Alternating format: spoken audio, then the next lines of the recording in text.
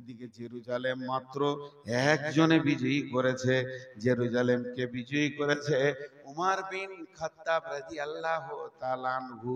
তিনি সৈন্য পাঠালেন উমরের জামানায়, যাও তৌহিদের দাওয়াত, কালেমার দাওয়াত, একত্ববাদের দাওয়াত, বহুত্ববাদ মোট চুরমার করে ভেঙে দাও, এক আল্লাহর দিকে জেরুজালেমের দাওয়াত পৌঁছে দাও।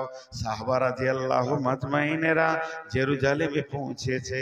তদানীন্তন কালে জেরুজালেমকে শাসন করত কে? খ্রিস্টানেরা তাদের অধীনস্থে ছিল। তারা যখন জেরুজালেমে গিয়ে পৌঁছালো, সেই সাহাবীদেরকে ধরে তারা অবরোধ করে দিল। তাদেরকে যে কেল্লাই ভরে অবরোধ করে দিল, তাদেরকে রুদ্ধ করে দিল, তাদের দাওয়াতকে বন্ধ করে দিল। কিন্তু জেরুজালেমের তদানীন্তন কালে যিনি পোপ ছিলেন, তিনি ভেবে দেখলেন, আমি উমরের মতো সম্রাটের সৈন্যকে আমি গ্রেফতার করে দিয়েছি, তাদের কাজকে অবরুদ্ধ করে দিয়েছি। এই উমরের সৈন্যকে অবরুদ্ধ করা মানে সিংহের সঙ্গে একটা বিড়ালের যুদ্ধ করা। আমি তো সামান্য ছোট দেশে বাস করি, সে 18 লক্ষ বর্গ মাইলকে শাসন করে, তাহলে তার সঙ্গে একটা আপোষ করে নিব। সঙ্গে সঙ্গে পাদ্রী করলো কি, একটা চিঠি লেখে একজন দূতকে দিয়ে মদিনায় পাঠিয়ে দিল, এই চিঠিটা নিয়ে গিয়ে উমরকে দাও। উমরকে দেওয়া হলো। উমরের চিঠিতে কি লেখা আছে? উমরকে চিঠিতে লিখেছে, জাহাপনা সম্রাট আমিরুল মুমিনিন খলিফাতুল মুসলিমিন, আপনি বিশাল বড় সম্রাট, আপনার সৈন্য আমার দেশে দাওয়াত নিয়ে এসেছে, ইসলামের আলোকে জ্বালাতে এসেছে, তারা কেল্লায় অবরুদ্ধ হয়ে আছে। আমি আপনাকে পত্রের মাধ্যমে আমন্ত্রণ নিমন্ত্রণ জানালাম, আপনি এখানে পৌঁছে যান, আপনার সঙ্গে আমার বসে আপোষ হয়ে যাবে। আমি যুদ্ধ বা লড়াইয়ে আপনার সঙ্গে যেতে চাই না। চিঠিটাকে নিয়ে যাচ্ছেন কে? একটা রাষ্ট্রদূত। যেতে যেতে যেতে যেতে মদিনা মানরায় যখন গিয়ে পৌঁছালেন, হযরত উমর বিন খাত্তাব ইসলামের দ্বিতীয় খলিফা, রাসূলের দ্বিতীয় খলিফা, মসজিদে নববীতে আরাম করছে। সেই লোক মসজিদে নববীটা খুঁজে খুঁজে বের করে তাকিয়ে দেখছে, এটা কি মসজিদ? খেজুর পাতার প্রাসাদ তোমার বারে বারে গিয়েছে ক্ষয়ে, তুমি পরনি গো নয়ে, সবকিছু পড়ে গেছে উড়ে, তবু তুমি তো পরনি নয়ে, খেজুর পাতার প্রাসাদ তোমার বারে বারে গিয়েছে ক্ষয়ে। আজকের আমাদের পার্লামেন্ট কত শান শৌকত, দিল্লির পার্লামেন্ট কত শান শৌকত, আমেরিকার পার্লামেন্ট কত শান শৌকত, কিন্তু হযরতে উমরের পার্লামেন্ট মসজিদে নববী বালিতে ভরা, খেজুর গাছের পিলার, খেজুর গাছ পাতার ছাওয়ানি, উনি একটু শুয়ে আছেন বালুর ওপরে, বালি সোনায় হাতটা মাথার ওপরে দিয়ে শুয়ে আছেন। এমন সময় রাষ্ট্রদূত গিয়ে দেখছে, এটাই কি 18 লক্ষ বর্গ মাইলের পার্লামেন্ট? এ তো শান শওকত নয়। একজনকে বলছে, বন্ধু আমিরুল মুমিনিন কোথায়, খলিফাতুল মুসলিমিন কোথায়? আমি একটা চিঠি এনেছি, ওনাকে চিঠিটা দিব। একজন ছেলে বলছে, আপনি কি চোখে দেখতে পান না, যিনি মসজিদে একাই শুয়ে আছে, যার কোনো বডিগার্ড নাই, দেহরক্ষী নাই, আরাম করছেন, ইনি হলেন 18 লক্ষ বর্গ মাইলের বাদশা। ইনি বলেন, আদব নেবেন জাহাপনা। খ্রিস্টান ছিল, আদব নেবেন জাহাপনা। হযরত ওমর বলছে, বাবুকে? বলে, হুজুর আমি জেরুজালেম থেকে এসেছি। ও বলো, সেখানে আমার সৈন্য গেছে দিনের দাওয়াত দিতে। বলে, হ্যাঁ সমস্যা আছে, চিঠিটা একটু পড়েন। হযরত ওমর চিঠিটা একটু নজর লাগালো, যে আমাকে দাওয়াত দেওয়া হয়েছে, সেখানে আপোষ করা হবে, সেখানে আপোষের মধ্যে বসা হবে, আলোচনায় একটা সিদ্ধান্তে আসা হবে। হযরত ওমরকে একটা গোলাম দেওয়া হয়েছিল, খাদেম দেওয়া হলো, রাজকোষ থেকে দেওয়া ছিল, তার নাম ছিল আসলামা। হযরত ওমর আসলামাকে ডাকলেন, আসলামা একটা উটকে রেডি করো, এখনই জেরুজালেম যেতে হবে। হযরত আসলামা উটটাকে রেডি করে নিয়ে এসে মসজিদে নববীর সামনে বললেন, জাহাপনা আমি রেডি হয়ে গেছি, হেরি পস্তাতে চাহি, তুমি চলিয়াছো রৌদ্র দগ্ধ দূর মরুপথ বহি জেরুজালেমের কেল্লা যেতায় আছে অবরোধ করে বীর মুসলিম সেনা দল তব বহুদিন মাস ধরি দুর্গের দ্বার খুলিবে তারা বলেছে শত্রু শেষে উমার যদি গো সন্ধি পত্রে স্বাক্ষর দেয় এসে হায়রে আদেক ধারার মালিক আমিরুল মুমিনিন শুনেছে খবরে একাই একই উঠে চলেছে বিরামহীন সাহারা পাড়াইয়ে ঝুলিতে দুখানা শুকনো খুব যে রুটি একটি মশকে এতটুকু পানি খুরমা 2-3 মুঠি একটা সম্রাট যেছে সাথে কেউ নাই মার একটা গোলাম আর দুটো খুরমা 2-3 মুঠি কুমড়া আর পানি এই নিয়ে সম্রাট বের হয়ে চলে গেছেন মরুর ঊর্ধ্ব আকাশে সূর্য আগুন বৃষ্টি করে সেই সে আগুন তাতে খৈসম ফুটে বালুকার মরু পরে কিছু দূরে যেতে উঠ হতে নামি কহিল গোলামের ভাই পেরেশান বড় হইয়াছ চলিয়া সম্রাট উঠ থেকে নেমে গেলেন কিছু দূর যেতে উঠ হতে নামি কহিল গোলামের ভাই পেরেশান বড় হইয়াছ চলিয়া এইবার আমি যাই উটের রশি ধরিয়া অগ্রে উঠে বসো উঠে তপ্ত বালুতে চলে যে চরণে রক্ত উঠেছে ফুটে ভিত্ত দস্ত ধরে চুমি হাত তখন সেই গোলাম উমারের হাতটা ধরে চুমকিয়ে বলছে এখন এ আদেশ করেন কেমনে আপনি গোলাম রহিবে উটের পিঠে আরাম করিয়া বসি আর হেঁটে যাবে খলিফা উমার ধরিয়া উটের রশি খলিফা হাসিয়া বলে দেখছি আমি না হাসলে উটে চাপতে পারবে না খলিফা হাসিয়া বলে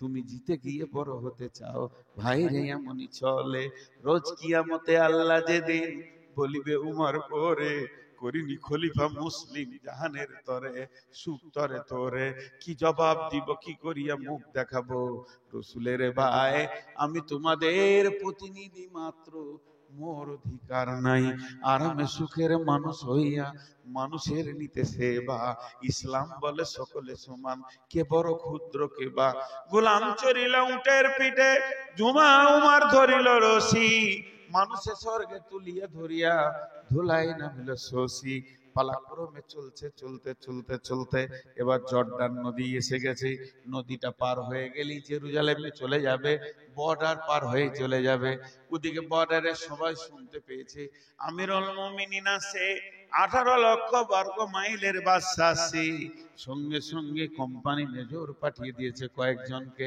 যাও তোমরা স্যালুট করবে স্বাগতম জানাবে উমারকে আমাদের দেশে আসার জন্য আমরা ধন্য এই স্বাগতমটা দিবে আর তোমরা স্যালুট জানাবে সেই গোলাম চলতে চলতে চলতে চলতে যখন জর্ডান নদী পার হয় এই ভাই এই ক্যামেরাটা বন্ধ করে দাও তাতে যা হবে জাহান্নাম যাবে তুমি বন্ধ করো বন্ধ করো আর আমি একটা কথা বলবো না বন্ধ না করা পর্যন্ত খুলে দাও যাও তুমি ওগুলো পর্দা খুলে নিয়ে চলে যাও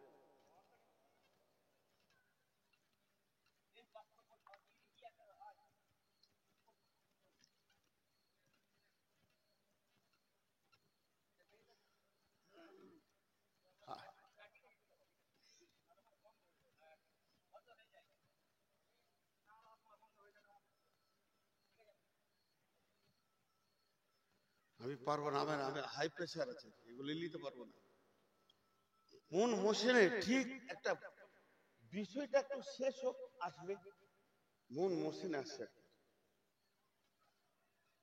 ক্যামেরা বন্ধ না হলে আমি বাহিনী করবো ভাই ইসরাফিল কোথা আছে আসুন এবার নিতে পারছি না একবারে ক্যামেরা লাখ লাখ ক্যামেরা দেখছি তো এরকম ক্যামেরাম্যান দেখিনি যে প্রতি সেকেন্ডে 4 বার করে আসবে প্রতি সেকেন্ডে ওকে 4 বার আসতে হবে এই ক্যামেরা দেখিনি একবার করে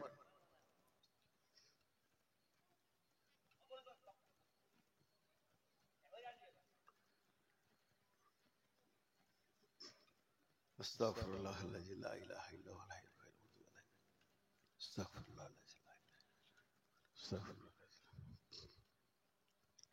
কত কষ্ট আপনাদেরকে আমি বোঝাতে পারবো না এটা যে একটা মানুষের দিলকে ধারাবাহিক ভাবে নিয়ে যাওয়া অনেক কষ্ট অনেক অনেক অনেক কষ্ট যাকে আমি আর ওই দিক দিয়ে যাবো না শর্টে ছেড়ে দিয়েছি ঘটনাটা কি ঘটেছিল থেকে গেল কি করে বলবো ওকে আমি মানা করছি তারপরে ও এসে কোন কোন ধরনের ক্যামেরা দিয়েছ যে এত ঘন ঘন আসবে, আর কোন সময় আসতে বকে একটু ভাবতে হবে তো, সে ভাবছেও না। আমি সেই মোশনটা আর আনতে পারছি না, এর জন্য আমি ক্ষমা প্রার্থী। বিসমিল্লাহির রহমানির রহিম।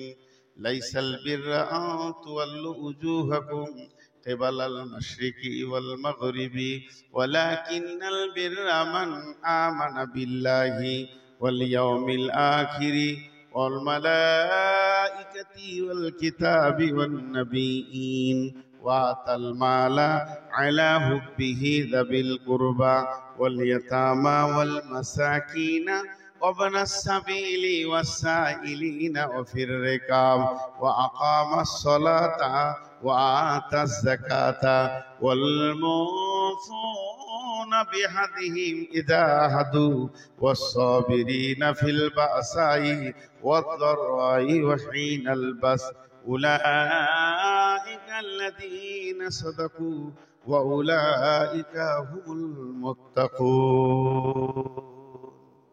মুসলমানদের যেটা ব্লাড, যেটা রক্ত আল্লাহ রসুল দিয়ে গেছেন, আমরা রক্ততে মেডিসিন দিতে দিতে দিতে আমাদের রক্তগুলোকে পুঁজে পরিণত করে নিয়েছি। এর জন্য আমাদের রক্ত গরম হচ্ছে না, রক্ত বুঝছে না, আসছে না। কেন? আমি সেই কিছু ঘটনা আপনাদের সামনে দুটি ঘটনা তুলে ধরেছি। একটা শেষ করলাম তবুকের, আর এটা শুরু করেছি উমর বিন খাত্তাবের কথা। তা সেই ওরা পালাক্রমে চলছে, চলতে চলতে চলতে চলতে জর্ডান নদী যখন পার হবে, তো যে সৈন্যগুলো স্বাগতম দেওয়ার জন্য দাঁড়িয়ে আছে, সেই সৈন্যগুলো স্যালুট মেরেছে। স্যালুট মেরেছে যে বলছে, আদব নেবেন জাহাপনা, আমাদের দেশে আসার জন্য আমরা খুব আনন্দিত, আপনার আশা আমাদের জন্য অনেক ধন্যবাদ, সুস্বাগতম। কিন্তু বন্ধু স্যালুট মেরেছে, স্যালুটটা মারবি মার, গোলামকে মেরে দিয়েছে আসলামাকে। কারণ আসলামার পালা পড়েছে, উপরে থাকবে ঘোড়ার লাগাম, উটের লাগাম ধরে হাঁটবে উমার। আসলামা উটের উপর থেকে ঝরঝর করে কেঁদে দুটি হাত জোর করে বলছে, বন্ধু আমাকে কেউ আমিরুল মুমিনিন বলবেন না, আমাকে কেউ খলিফাতুল মুসলিমিন বলবেন না, আমি ও নয়, আমার নাম আসলামা, আমি খলিফার গোলাম, যিনি উটে লাগাম ধরে হাঁটছেন, উনার হুকুমে আমি ওপরে বসে আছি, নিচে যেতে পারছি না। ইনি হলেন আমিরুল মুমিনিন, খলিফাতুল মুসলিমিন। বর্ডারে যত সৈন্য ছিল ঝরঝর করে কামলো। কোম্পানি মিলিটারি মেজর মুখ খুলে কথা বলতে শুরু করলো, হুজুর যাবো না, বাদশা অনেক দেখেছি, রাজা দেখেছি, অনেক বড় বড় মানুষ দেখেছি, কিন্তু পূর্ণাঙ্গ মানুষ আমরা কোনোদিন দেখি নাই। আপনি পূর্ণাঙ্গ মানুষ, আপনি কত দামি মানুষ, গোলাম উটের পিঠে আর আপনি লাগাম ধরে হাঁটছেন। একটা গোলাম আর একটা খলিফা পালাক্রম করে নিয়েছেন, এত বড় মানুষ আমরা জীবনে দেখিনি। এই বলতে বলতে গির্জাতে গিয়ে বসলেন। যে গির্জাতে খ্রিস্টানদের পূজা হয়, তারা ঈসা মাসিকে, মারিয়ামকে আল্লাহ বলে ডাকে। গির্জা ঘরে বসে বসে অনেকক্ষণ কথা চলছে, তৌহিদের কথা চলছে, একত্ববাদের কথা চলছে। চলতে চলতে এমন সময় দেখছেন হযরতে উমর নামাজের ওয়াক্তে এসে গেছে। তখন ওই দেশের যে প্রধান ছিলেন, গির্জার যিনি পোপ ছিলেন, সব থেকে বড় পাদ্রীর কাছে হযরত উমরের মতো ব্যক্তি, ইনি একটা ছোট দেশের মালিক, ছোট দেশকে শাসন করে, আর 18 লক্ষ বর্গ মাইলের বাদশা। তিনি বলছেন, হুজুর আমাকে 2 মিনিট ছেড়ে দেন। বলে কেন?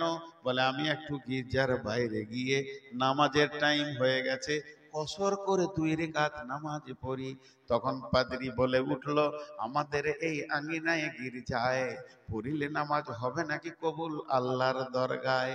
তুমি যদি একবার আমাদের এই গির্জাতে নামাজটা পড়ে নাও, আল্লাহ কি কবুল করবে না?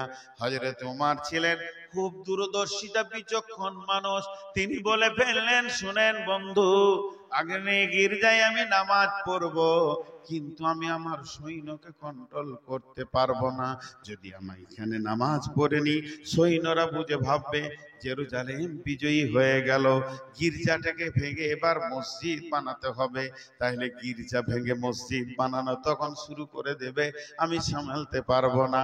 নহে কয়ে আল্লাহর বিধান, নহে যে রসুলের ফরমান, নহে যে আল্লাহর বিধান, নহে রসুলের ফরমান, কর গির্জারে মন্দিরে ভেঙে মসজিদে মুসলমান।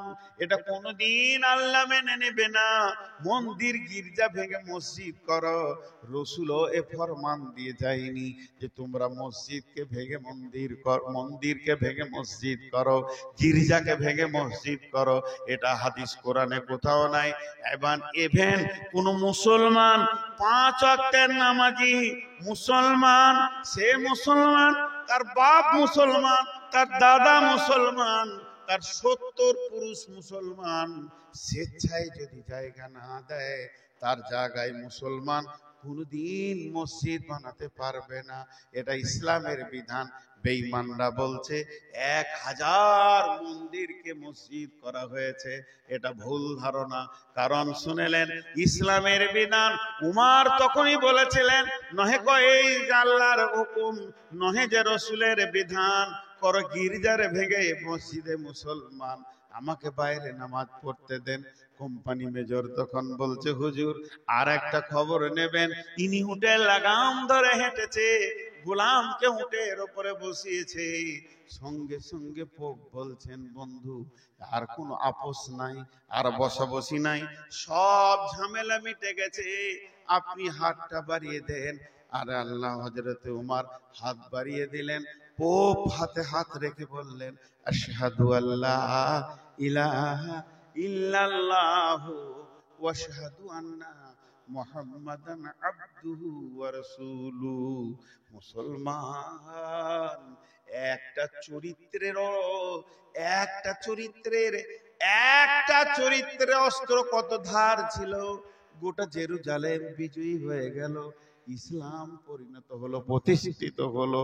বন্ধুরা আমার, আজকে মুসলমানদের ভিতরে সেই ব্লাডটা খতম হয়ে গেছে।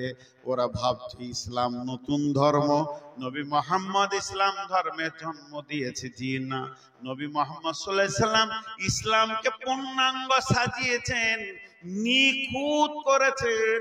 কিন্তু ইসলাম শুরু হয়েছে আদম থেকে। আর কোরআনের বিধান নাই, আল্লাহর হুকুম নাই, রসুলেরও হুকুম নাই। মন্দির ভাঙো মসজিদ করো, আর গির্জা ভাঙো মসজিদ করো, কোনদিন মসজিদ হবে না। পৃথিবীর সমস্ত মুসলমান জানে। আল্লাহ তাবারাক ওয়া তাআলা বলছেন ওই সাহাবীরা কোন শক্তির বলে বিশ্বটাকে বিজয়ী করেছে। এখন 2 মিনিট আমার ব্যক্তিগত কথা বলবো, 2 মিনিট, না কোরআন না হাদিস। তারপরে আয়াতগুলো আপনাদের সামনে একটা একটা করে তুলে ধরবো। 2টা ঘটনা বললাম, ভেবেছিলাম আর একটা বলবো। 30 জন সাহাবী বাহরাইনকে বিজয়ী করেছিলেন। এই এক একটা সাহাবী, এক একটা বুলেট, ওরা যেদিকে হেঁটেছে সেই দিকটা বিজয়ী হয়েছে। ওই জন্য আল্লাহ সূরা নূরের 55 নম্বর আয়াতে বলছেন কি ওয়াদাল্লাহুল্লাযীনা আমানু মিনকুম ওয়া আমিলুস সলিহাতি লা ইস্তাকলিফান্নাহুম কামাস্তাকফালাল্লাযীনা মিন ক্বাবলিকুম। আল্লাহ তাবারাক ওয়া তাআলা বলছেন আমি তোদের সঙ্গে ওয়াদা করছি যে তোরা কাজ কর। ওয়াদাল্লাহুল্লাযীনা আমানু মিনকুম ওয়া আমিলুস সলিহাতি, তোরা আমার সঙ্গে ভালো আমল কর, সৎ আমল কর। তোরা 100% আমার কাছে ঈমান আন। ঈমান আনার পর যখন তোরা সবাই আমলে নেমে যাবি, আমি আল্লাহ তোদের সঙ্গে ওয়াদা করছি। কিসের ওয়াদা শুনেলেন? আল্লাহ তাবারাক ওয়া তাআলা বলছেন, কি বলছেন? ওয়াদাল্লাহুল্লাযীনা আমানু মিনকুম ওয়া আমিলুস সলিহাতি লা ইস্তাখলিফান্নাহুম ফিল আরদি কামাস্তাখলাফাল্লাযীনা মিন ক্বাবলিকুম। শুনেলে এ বিশ্ব মুসলমান, 2025 সালের জন্য এটা আয়াত। হে ভারতবর্ষের মুসলমান, পশ্চিমবঙ্গের মুসলমান, ওয়াদাটা আমার ওয়াদা নয়, নূর মোহাম্মদের ওয়াদার মুখে লাত মেরে দেন, ওকে ঝাঁটা মেরে দেন, ওর মুখে সরিয়ে দেন। ওয়াদাটা কোনো মূল্য নাই। আমি ওয়াদা করলে আর একটা জিনিসের দরকার হবে, আল্লাহর তৌফিকের দরকার হবে। আল্লাহ তৌফিক দিলে আমি ওয়াদা পূরণ করতে পারবো, আর আল্লাহ যদি তৌফিক না দেয় আমি ওয়াদা পূরণ করতে পারবো না। পৃথিবীর যত মানুষ আছে ওয়াদা করবে, পেছনে ওদেরকে তৌফিক নামে একটা বস্তু লাগবে। যদি না দেয় ওই তৌফিকটা আল্লাহ ওয়াদা পূরণ করতে পারবে না। কিন্তু আপনারা একবার মুখটা খুলেন, আল্লাহর হস্তে মুখ খুলে বলেন, আল্লাহ যদি ওয়াদা করে, আল্লাহকে কি তৌফিকের প্রয়োজন আছে নাকি? আল্লাহ যদি ওয়াদা করে তৌফিকের প্রয়োজন আছে? নাই। আল্লাহর ওয়াদা সত্য, আল্লাহর ওয়াদা সত্য, আল্লাহর ওয়াদা সত্য। ওয়াদাল্লাহি হক, ওয়াদাল্লাহি হক। সেই আল্লাহ বলছেন, কি বলছেন? বিসমিল্লাহির রহমানির রহিম, ওয়াদাল্লাহুল্লাযীনা আমানু মিনকুম। আজকের এই মাহফিলের লক্ষ্যটাকে বলছি। আল্লাহ এখনই বলছেন, ধরেন, আমি তোদের সঙ্গে ওয়াদা করছি। ওয়াদাল্লাহুল্লাযীনা আমানু মিনকুম, এই ইমানদারের দল, আমি তোদের সঙ্গে ওয়াদা করছি। কি ওয়াদা করছেন আল্লাহ? আল্লাহ ওয়াদাটা কি করছেন? আর আমানু আমিলুস সলিহাতি লা ইয়াস্তাখলিফান্নাহুম ফিল আরদি। আমি তোদের সঙ্গে ওয়াদা করছি, দুটি কাজ তোরা কর। এক নম্বর হচ্ছে 100% ঈমান আন, আর আমার আমলের ময়দানে 100% ঢুকে যা। এক নম্বর ওয়াদা, তোরা ঈমান আনবি, আমলের মধ্যে ঢুকে যাবি। কি দিব এর পরিবর্তে? শুনে দে, লা ইয়াস্তাখলিফান্নাহুম ফিল আরদি, পৃথিবীটা পরিবর্তন করে দেব, পৃথিবীর শাসনটা পরিবর্তন করে দেব। তোদের বিরুদ্ধে চলছে এখন, তোদের পক্ষ হয়ে যাবে। এক রাতে করে দেব, এক সেকেন্ডে করে দেব। কেমন করে দিব? কামাস্তাখলাফাল্লাযীনা মিন কাবলিকুম, যেমন তোদের পূর্বপুরুষের সঙ্গে আমি করেছি। পূর্বপুরুষ বলতে সাহাবা, পূর্বপুরুষ বলতে সাহাবা। আল্লাহ তাবারক ওয়া তাআলা বলছে, তোদের পূর্বপুরুষদেরকে যেমন আমি শাসন ক্ষমতা তাদের হাতে তুলে দিয়েছিলাম, যেদিকে হেঁটেছে, পূব দিকে হেঁটেছে, শাসন করতে করতে চলে গেছে, উত্তর দিকে হেঁটেছে, শাসন করতে করতে চলে গেছে, দক্ষিণ দিকে হেঁটেছে, শাসন করতে করতে চলে গেছে, পশ্চিম দিকে হেঁটেছে, শাসন করতে করতে চলেছে। তারা শাসিত হয়নি, বরং বিশ্বকে তারা শাসন করেছে। কেন করেছে? এই ক্ষমতাটা আমি আল্লাহ দিয়েছিলাম। জি, এই ক্ষমতাটা আমি আল্লাহ দিয়েছিলাম তাদেরকে।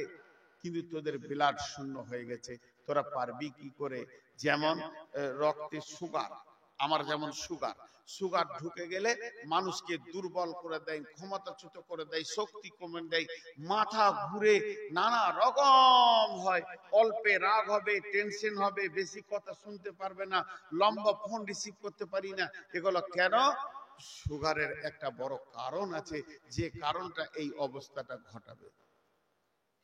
জি, আপনাদেরকে বিরক্ত লাগছে নাকি? সকলে একবার বলেন সুবহানাল্লাহ, আলহামদুলিল্লাহ, ওয়া ইলাহা ইল্লাল্লাহ, আল্লাহু আকবার, নারে তাকবীর। মুসলমান আজও জিন্দা আছে। খালি আমরা একটা রিপেয়ার করি, ওয়াকফ বিল পাস করে নিল, সব চলে গেল, মুসলমানদের সব হারিয়ে গেল। মেরুদণ্ডের যে হাড় আছে, এই হাড়ে ঘুম ধরে গেল, কিন্তু মেডিসিন আছে, এর মেডিসিন আছে, মেডিসিনকে কাজে লাগালে সব রিপেয়ার হয়ে যাবে। এর মেডিসিন হচ্ছে তাকওয়া, আল্লাহর ভয়। আল্লাহ তো হারায়নি, আল্লাহকে আপন করেন, আল্লাহ কাছে আসুক, আল্লাহ আপনার কাছে পৌঁছাক। জি, মুনাফিকরা যে কষ্ট দিয়েছে, আজকে ধরেন মাদ্রাসা, একটা মাদ্রাসা করতে গেলে, এই যে মাদ্রাসা বানাত মাসে, ইসরাফিল ভাই আমার অনেক দিনের সম্পর্ক ওনার সঙ্গে, যেখানে জেন্টস মাদ্রাসায় যখন আসতাম তখন থেকে ওনার সাথে আমার একটা সম্পর্ক, আর আমি ওনাকে ভালো বলেই জানি। তো ওনাকে আমি ভালো মানুষ পেয়েছি, কিন্তু দেখেন একটা মাদ্রাসা বানাতে গেলে উনি ভাবছেন হয়তো সারা এলাকাওয়ালা আমাকে সাথ দিয়ে দেবে, আমার বিরোধিতা কেউ করবে না। এটা নয়, স্বয়ং রাসূলুল্লাহ সাল্লাল্লাহু আলাইহি সাল্লাম জিহাদের ময়দানে বেরিয়েছে, তবুকে মুনাফিক তার পেছনে বিরোধিতা করেছে। রাসূলুল্লাহ সাল্লাল্লাহু আলাইহি সাল্লাম উহুদের প্রান্তে যাচ্ছে, আপনারা এই আমার বয়ানটা ইউটিউবে পেয়ে থাকবেন। আমি যখন হাজীদেরকে নিয়ে যাচ্ছিলাম উহুদের দিকে নিয়ে, উহুদ দেখালাম, উহুদের প্রান্ত দেখালাম, উহুদের যুদ্ধের কথাগুলো বললাম, সেখানে 70 জন সাহাবী শুয়ে আছেন সে ব্যাপারে কথা বললাম। তখন উহুদের প্রান্তে নিয়ে যাচ্ছে, উহুদের প্রান্ত, উহুদ তো বেশি দূর নয়, মদিনা মসজিদের নববী থেকে 3 থেকে 4 কিলোমিটার দূরে উহুদ। এইটুকু রাস্তা যেতে যেতে মুনাফিকরা ওই দলের ভিতরে বলছে পেছিয়ে আয়, ওদিকে যাবি না। কেন যাবি না? কেন যাবি না? কে তোমাকে আটকিয়েছে যেতে? অতএব উহুদের প্রান্ত তাদেরকে পেছন ধরে টেনেছে, যেতে দেয়নি। একটা গোষ্ঠী থাকবে। এবার আমি যে আয়াত করেছি আয়াতের দিকে যান। আল্লাহ বলছেন বিসমিল্লাহির রহমানির রহিম, লাইসাল বিররা আন তুওয়াল্লু উজুহাকুম কিবালাল মাশরিকি ওয়াল মাগরিবি ওয়ালাকিন্নাল বিররা মান আমানা বিল্লাহি ওয়াল ইয়াউমিল আখিরি ওয়া মালাইকাতি ওয়াল কিতাবি ওয়ান নাবিয়্যিন ওয়া আতাল মাআলা على حبه ذوي القربى واليتامى والمساكين وابن السبيل والسائلين وفي الرقاب وأقام الصلاة وآتى الزكاة والموفون بعهدهم إذا عاهدوا والصابرين في البأساء والضراء وحين البأس أولئك الذين صدقوا وأولئك هم المتقون।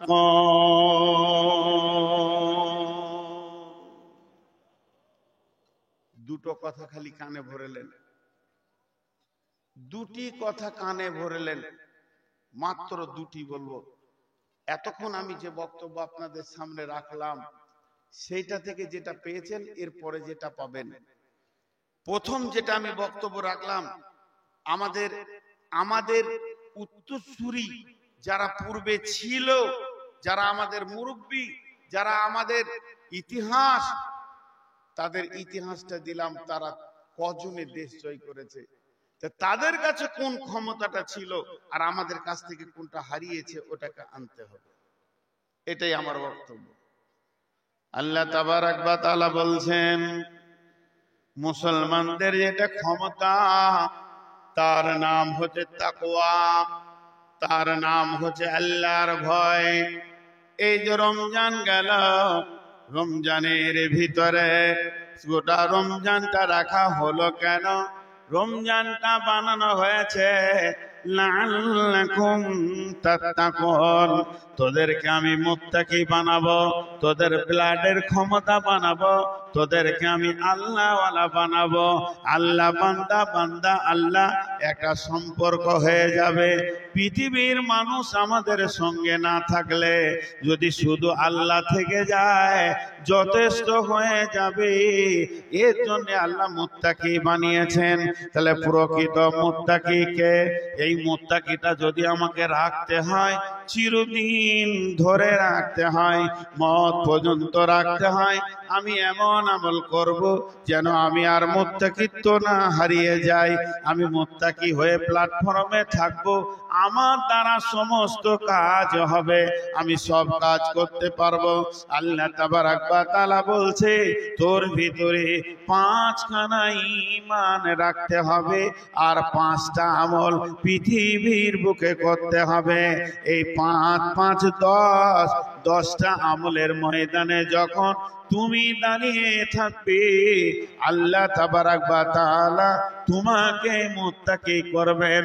আর আল্লাহ কোরআনে বলছেন বিসমিল্লাহির রহমানির রহিম, ওয়ালিল্লাহিল ইজ্জাতু ওয়ালিরাসূলি ওয়ালিল মুমিনিন ওয়ালাকিন্নাল মুনাফিকিনা লা ইয়াফকাহুন।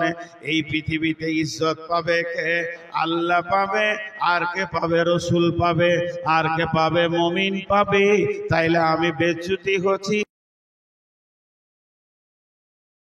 আছে না, গ্রামে ইজ্জত আছে না, শহরে ইজ্জত আছে, পথে ঘাটে অপদস্থ হচ্ছে, তাহলে আল্লাহর কালাম পাকের সঙ্গে মিলছে না। জি না, তা নয়, বরং আমি মুমিনের বর্ডারের বাইরে চলে গেছি, মুমিনের আওতাভুক্ত নাই। যে কাজ করলে আমি মুমিন হব ওই কাজ আমার দ্বারা হচ্ছে না। এর জন্যে আমাদের অপদস্থ কপালে পড়ে গেছে, অহান রোগে আমাদেরকে ধরেছে।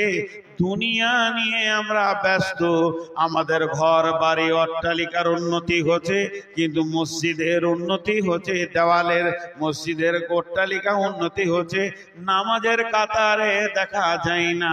মুনাফিকের মতো কয়েকটা দিন রমজান মাসে চালিয়ে নিলাম, এখন মুসাল্লিগুলো হারিয়ে গেছে। আল্লাহ তাবারাক ওয়া তাআলা বলছেন পাঁচটা জিনিসের উপরে ঈমান আন, মান আমানা বিল্লাহ।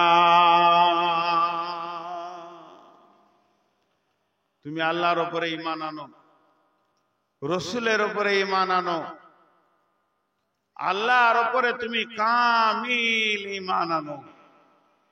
আল্লাহর উপরে ঈমান, রাসূলের উপরে ঈমান। আমাকে রাসূলের মতো সুরগে সাজে সাজতে হবে, রাসূলকে জিন্দেগির আইডিয়াল বানাতে হবে, আদর্শে রাসূলে চলতে হবে।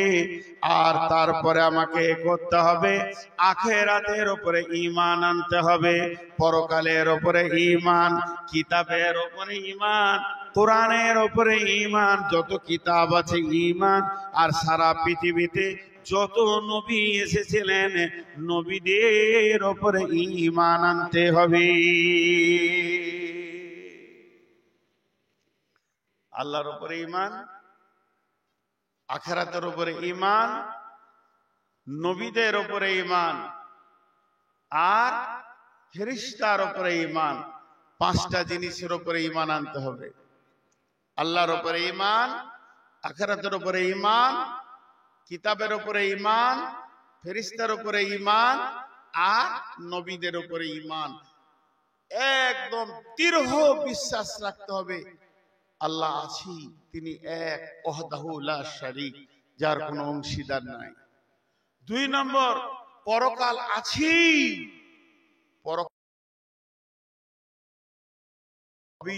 পরকালের প্রতি ঈমান। তিন নম্বর, যে ফেরেশতা বলে একটা গোষ্ঠী রয়েছে যে আমাদের সমস্ত গুনাহ নেকি লিখছে, শুধু তাই নয়, তারা আমার এগেনস্ট পার্টি, এর উপরে ঈমান।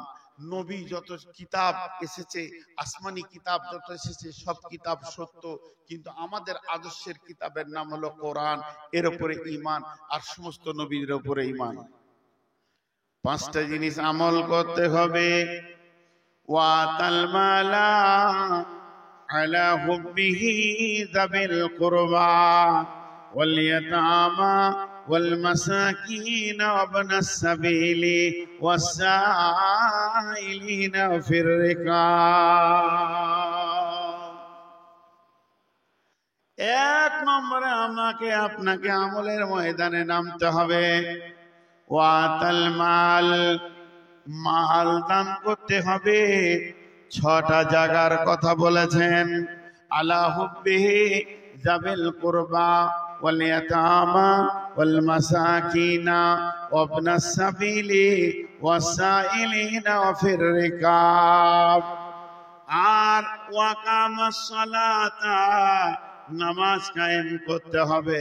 ওয়াতাজ যাকাতা, যাকাত দিতে হবে। নামাজ কায়েম করতে হবে, সালাত কায়েম করতে হবে, মুসলমান সালাত ছেড়ে দিলে হবে না। ওয়া আতা যাকাতা, যাকাত যাদের উপরে ফরজ আছে যাকাত দিতে হবে। যখন তুমি সালাত কায়েম করবে যাকাত দেবে। ওয়াল মুফুনা বিআহদিহিম, ওয়াদা করবে, ওয়াদা খিলাফ করা যাবে না, ওয়াদা পূরণ করতে হবে।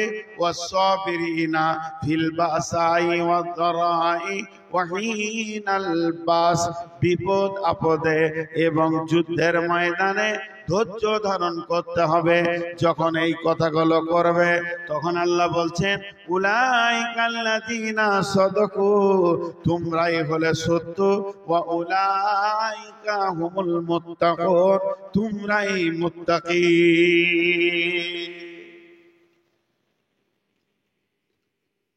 একদিন গোটা কোরআনে দেখেন কোথাও আল্লাহ বলে নাই মেলায় আমল করো, বেশি আমল করো। জি,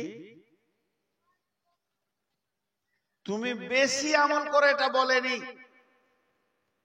খালি আল্লাহ তাবারাক ওয়া তাআলা বলছেন যে সহি আমল করো, ঠিক আমল করো,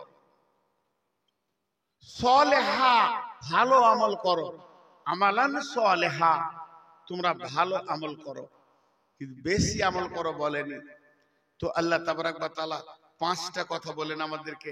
একটা হলো দান করতে হবে, দ্বিতীয় হলো তোমাদেরকে সালাত আদায় করতে হবে, মানে আমেলা আমেলা সলেহা, সালাত আদায় করতে হবে, যাকাত দিতে হবে যদি মাল বেশি হয়ে যায়। তারপরে তুমি কি করবে, যখন মুসলমান তুমি কারোর সঙ্গে ওয়াদা করবে তো ওয়াদা পূরণ করবে। আর 3 নম্বর 4 5 নম্বরে হলো যখন বিপদ আপদ আসবে তখন ধৈর্য ধারণ করবে। ছোট্ট একটি কথা বলি, বিসমিল্লাহির রহমানির রহিম। ইয়া আইয়ুহাল্লাযীনা আমানু হাল আদুল্লুকুম আলা তিজারাতিন তুনজিকুম মিন আযাবিন আলীম তুমিনুনা বিল্লাহি ওয়া রাসূলিহি ওয়া তুজাহিদুনা ফি সাবিলিল্লাহি বিআমওয়ালিকুম ওয়া আনফুসিকুম যালিকুম খায়রুল লাকুম ইন কুনতুম তা'লামুন। আল্লাহ বলছে, কত সুন্দর কথা। কথার আগে একটা ছোট্ট কথা বলি, এক একটা কাজের এক একটা প্রিপারেশন, এক একটা কাজের এক একটা প্রিপারেশন। মন দিয়ে শুনবেন নাহলে বুঝতে পারবেন না। কোন ছেলে কলেজ যাবে, ঘরে গোসল করেছে, কলেজ যাওয়ার আগে প্রিপারেশন কি আছে, ব্যাগ নেবে, সে যে রকম পড়াশোনা করে সেরকম খাতা ডায়েরি কলম গোছাবে, বেরিয়ে যাবে। কেউ শ্বশুর বাড়ি যাবে, সে ব্যাগ গুছাবে, তাতে কাপড় লুঙ্গি যেটা দরকার প্রয়োজন বেরিয়ে যাবে। কেউ মেয়ের বাড়ি যাবে, সে সেই রকম মাল নেবে, প্রিপারেশন নেবে, গুছাবে, বেরিয়ে যাবে। তার এক একটা ডাক্তার চিকিৎসা করতে যাবে, সে ব্যাগ নেবে, ওষুধ নেবে, আপনার টেলিস্কোপ নেবে, আর কিছু নেবে, আর কিছু নেবে, থার্মোমিটার নেবে, বেরিয়ে যাবে। তার মানে প্রত্যেকটা কাজে যে যেমন কাজে বেরিয়ে যাবে তার আগে সে সেরকম প্রিপারেশন নেবে, সেই রকম তৈরি হবে, সেই রকম মালগুলোকে গুছাবে, তারপরে বেরিয়ে যাবে। এবার আল্লাহ বলছেন, আপনাকে আমাকে বেরোতে বলছেন কিসে?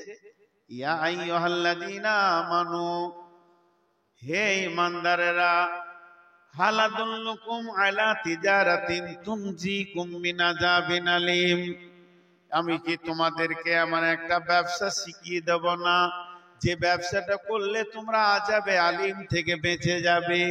আযাবে আলিম থেকে বাঁচবো।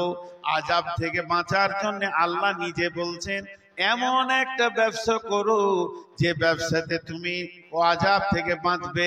সেটা কি মরার পর আযাব।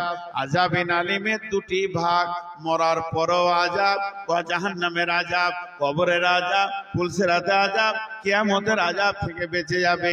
আর মরার আগে আযাব রয়েছে, ছেলে বাপকে মারবে, আর ঘর সংসার ঝামেলা চলবে, আর আপনার অভাব অনটন চলবে, নানা রকম আযাব রয়েছে। অন্য জাতিরা মুসলমানদেরকে ধরবে, কাটবে, এও আযাব চলছে। মানসিক অশান্তি চলছে, এ আযাব চলছে। টাকা পয়সার অভাব অনটন, এটা হলো পার্থিব জীবের আযাব। সব থেকে বড় আযাব হচ্ছে মুসলমানদের মনের বিরুদ্ধে দেশের আমির বানিয়ে দেবে, এগুলো হলো আযাব। তাহলে পৃথিবীর আযাব থেকে যদি তুমি বাঁচতে চাও, কবরের আযাব থেকে যদি তুমি বাঁচতে চাও, আল্লাহ নিজে রাস্তা বলে দিচ্ছেন।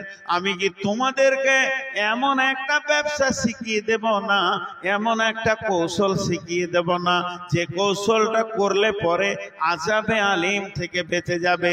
তাতে পৃথিবী হোক, তাতে আখিরাত হোক, তাতে কবর হোক, তাতে হাসর হোক, পুলসিরাত হোক, সব জায়গায় তুমি বেঁচে যাবে। আল্লাহ প্রথমেই বলছেন তুমিনুনা বিল্লাহি ওয়া রাসূলিহি ওয়া তুজাহিদুনা ফি সাবিলিল্লাহ। যখন তুমি বেরিয়ে যাবে আল্লাহর রাস্তায় কোনো কাজ করার জন্য, জাদ্দোজিহাদ করার জন্য, তুমি দ্বীনকে প্রতিষ্ঠিত করার জন্য বেরিয়ে যাবে, তার আগে দুটি প্রিপারেশন তোমাকে নিতে হবে। তোমার ব্যাগে, তোমার দেহে, তোমার মনের অ্যালবামে দুইটি জিনিসকে তুমি ভরে নেবে। তাহলে তুমি জিহাদের ময়দানে বিপদে পড়বে না। ওই জায়গায় তোমার বিপদ হবে না, না দুনিয়াতে হবে না আখিরাতে হবে। তুমিনুনা বিল্লাহি, আল্লাহকে সম্পূর্ণ তুমি সঙ্গে নাও। আল্লাহকে সাথে না নিয়ে তুমি ময়দানে যেও না, কাজের ময়দানে যেও না, জিহাদের ময়দানে যেও না। আল্লাহকে না নিয়ে খবরদার তুমি যাবে না, বিপদে পড়বে, ফেরে পড়বে। তোমার সঙ্গে আল্লাহ নাই।